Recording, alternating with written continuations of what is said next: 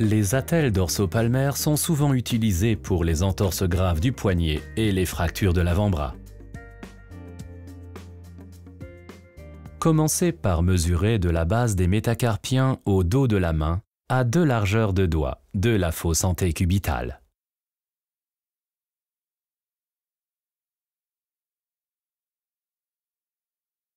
Doublez cette dimension et découpez la longueur d'attelle souhaitée. Vous pouvez également dédoubler entièrement le coussinet et ne couper que le substrat, ou vous pouvez couper l'attelle entière. Si vous utilisez un seau ou l'eau du robinet pour activer l'attelle, il n'est pas nécessaire de dédoubler le coussinet. Dédoublez le coussinet au niveau du bord adhésif et pliez le substrat en 2. Arrondissez les angles.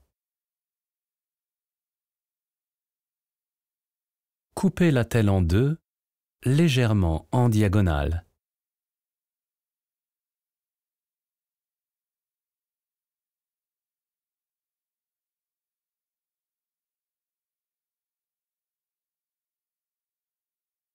Lissez les angles en les arrondissant de ce côté également.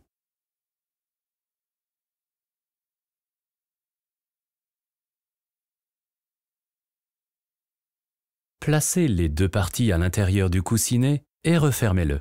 Assurez-vous que les 2 extrémités découpées créent un espace vide triangulaire au centre de l'attelle. Puis, refermez le coussinet.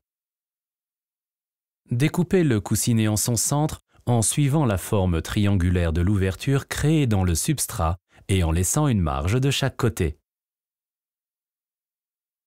Ne découpez pas entièrement le coussinet. Laissez une largeur de doigt intacte au niveau de la pointe du triangle. Activez l'attelle avec de l'eau. Posez ensuite l'attelle sur les faces palmaires et dorsales de la main et du bras avec la charnière ancrée dans la première commissure.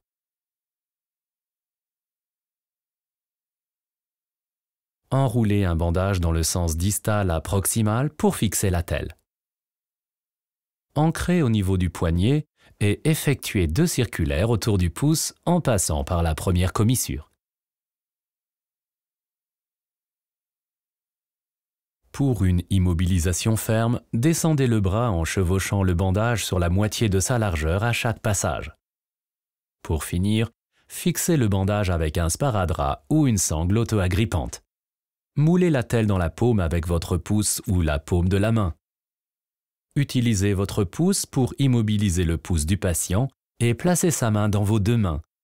Modelez et positionnez l'attelle conformément aux instructions du médecin jusqu'à ce qu'elle ait durci.